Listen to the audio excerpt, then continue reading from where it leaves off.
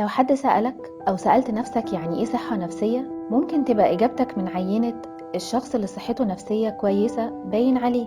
وفي الحقيقة الإجابة دي غلط، وغير إنها غلط فهي ملهاش معنى أساسا. فممكن تبتدي تفكر إن الصحة النفسية وتربط بينها وبين الشيزوفرينيا والقلق والاكتئاب والتوتر. أيوة، بس دي أمراض نفسية مش صحة نفسية. وممكن تبتدي تربط بين الصحة النفسية وإن الشخص يبقى مبسوط، إنما الحقيقة إن السعادة دي حاجة وقتية ليها علاقة بحاجات كتير، ومش معنى إن حد زعلان إنه مريض نفسي.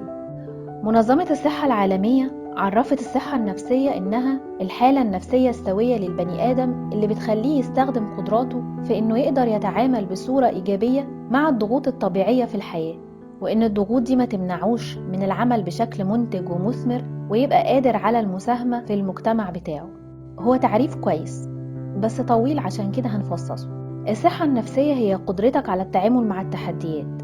التحديات ممكن تبقى أي حاجة، زي إنك تشوف نمر في وشك فجأة، أو إنك بتستعد إنك تخش الامتحان. وممكن يبقى تحدي جسدي، عييت مثلا، أو تحدي اجتماعي زي حد بيستفزك مثلا، أو كمية حاجات مطلوب منك تعملها في وقت قصير.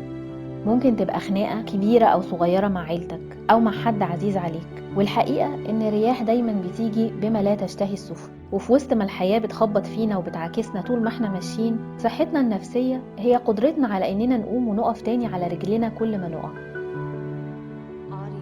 طب إيه اللي بيدينا القدرة دي؟ هل بنتولد بيها؟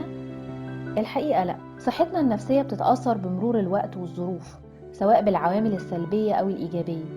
نبدأ بالعوامل الإيجابية زي إنتاجيتك، عيلتك اللي بتحبك، صحابك اللي واقفين في ظهرك.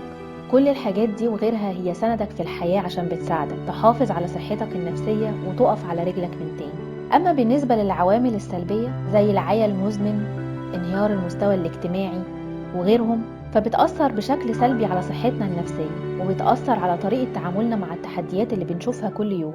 الخبر الكويس إن العوامل الإيجابية ممكن تعوض الضرر بتاع العوامل السلبية على صحتنا. الخبر الأحلى إن العوامل الإيجابية لو قدرنا ننميها في أطفالنا من وهم صغيرين، ده هيساعد إن صحتهم النفسية تبقى كويسة لما يكبروا. يبقى عشان نلخص يعني إيه صحة نفسية، فهي قدرة البني آدم مننا على مواجهة التحديات اللي بتواجهه كل يوم في الحياة اللي بنعيشها.